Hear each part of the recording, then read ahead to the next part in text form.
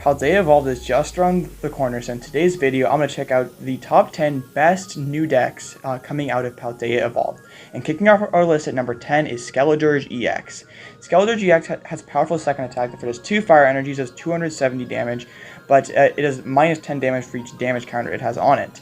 So this is obviously a very low maintenance, like very easy to power up with Magma Basin. Just the big drawback is that you are a stage 2, and if you get hit pretty hard, you're not going to be doing that much damage back. So we are playing one Cheryl in this list to try to have a little bit of damage recovery.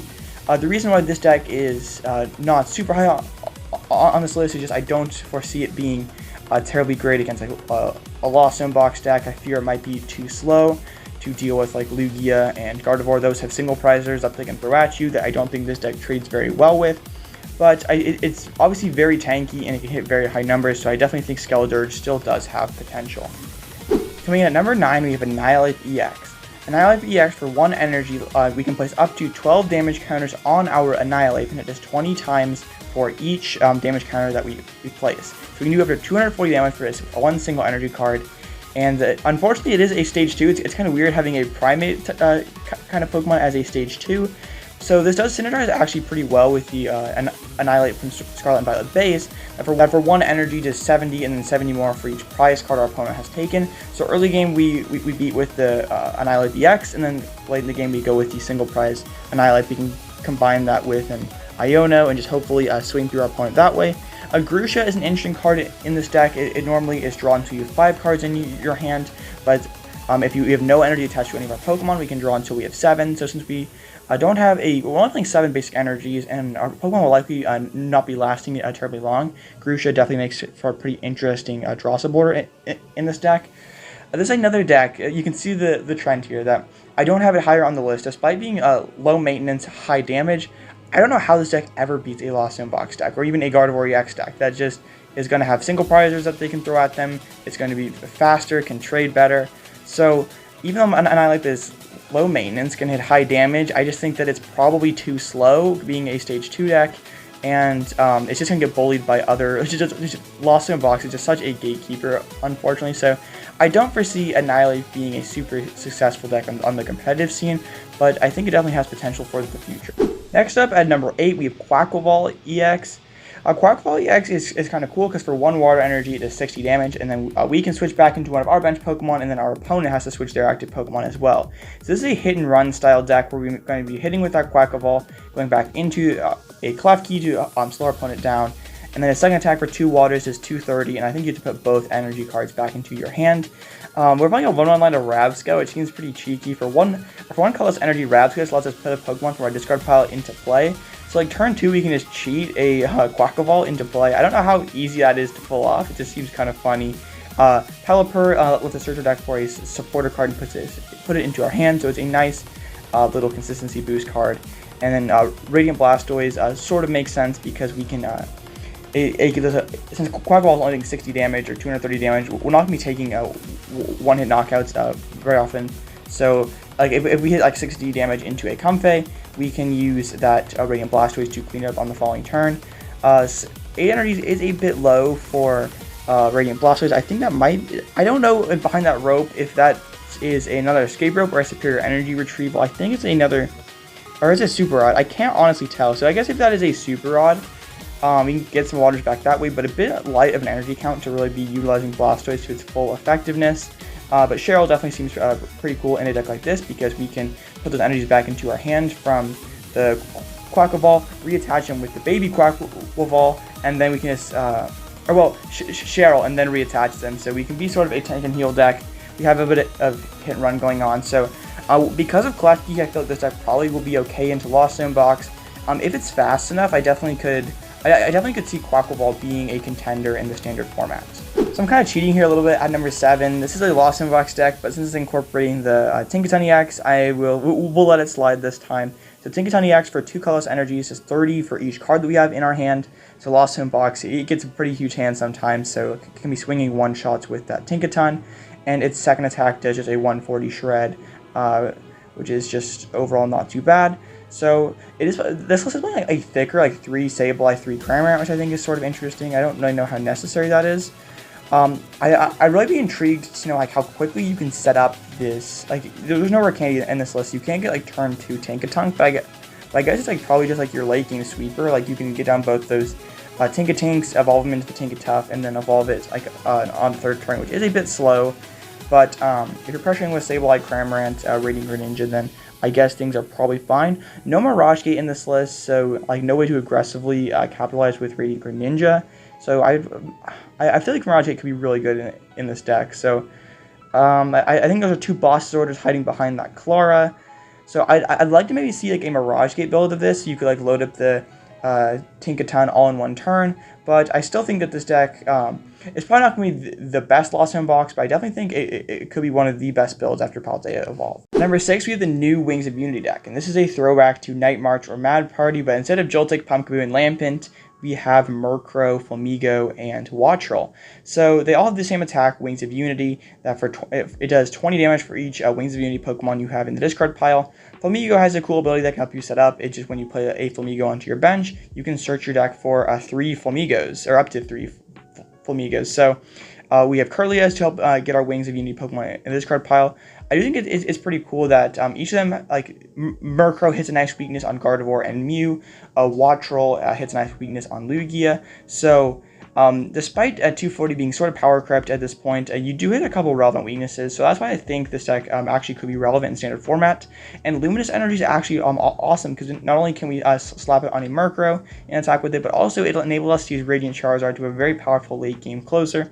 Squawkabilly EX is just an amazing card in this deck. We want to dump our Pokemon out extremely quickly. So like imagine if we could get a Flamigo down, search all our Flamigos out, and then just Squawkabilly and dump them all. That just seems really cool.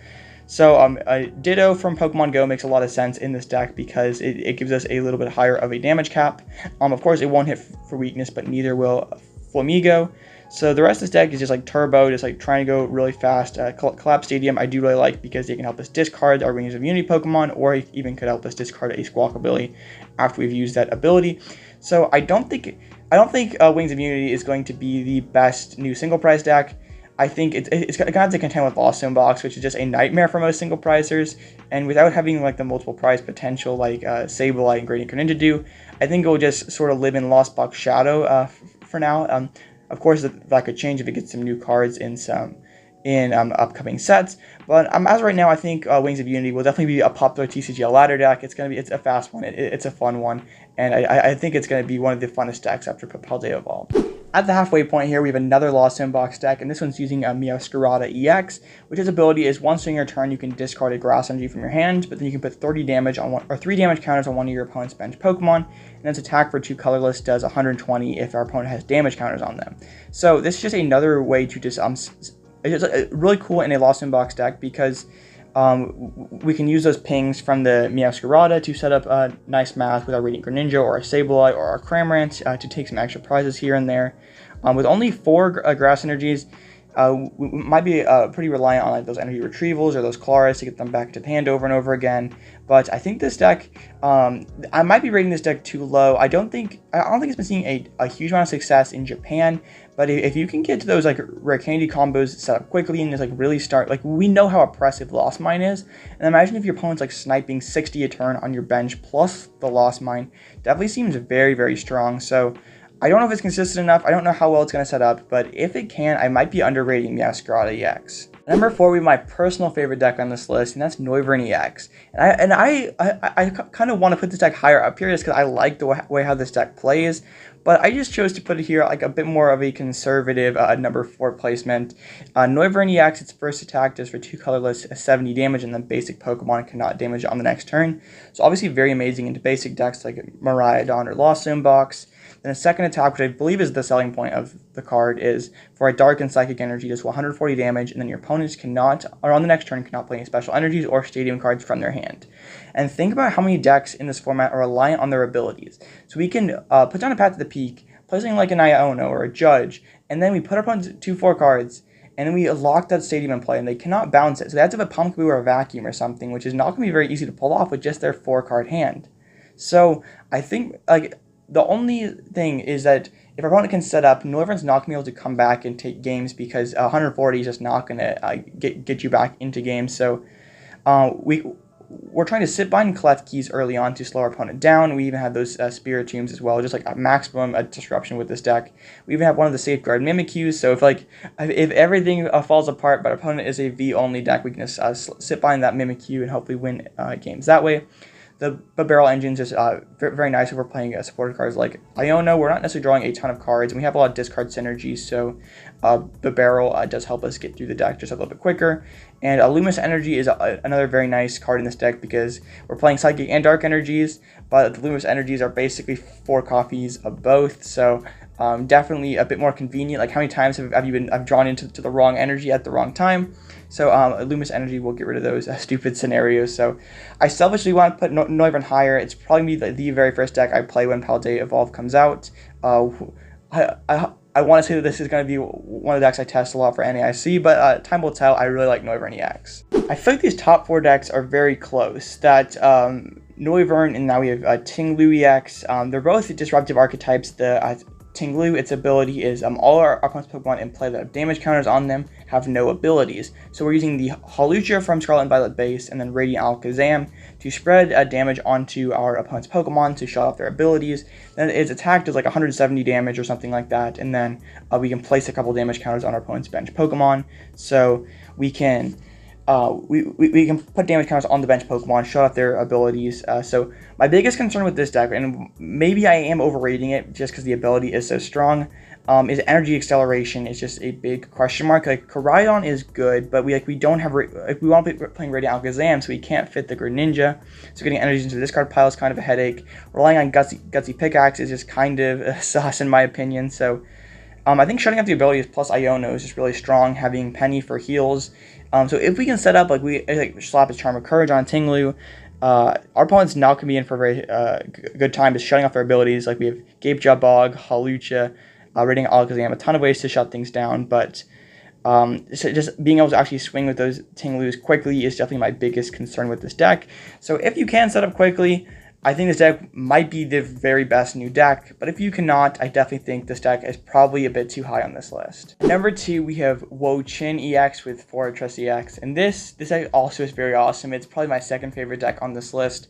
What we're trying to do is open up with that Luxray early on in the game and use its attack to help us set up, and then we're going to pop Fortress's ability that lets us knock it out, but then search our deck for 5 grass energies.